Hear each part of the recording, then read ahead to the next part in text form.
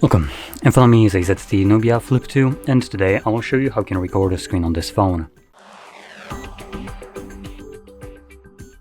So to get started, swipe down from the top of your screen twice, which will present you with a bunch of toggles, and then locate the screen recording toggle.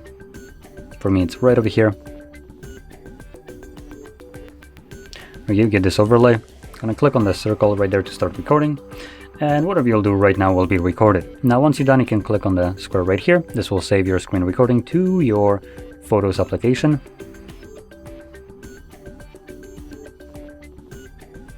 And we can navigate to collections from here. And here you will find screenshots. Now in screenshots you can see we also have screen recordings. So there we go. Now, if you found this very helpful, don't forget to hit like, subscribe, and thanks for watching.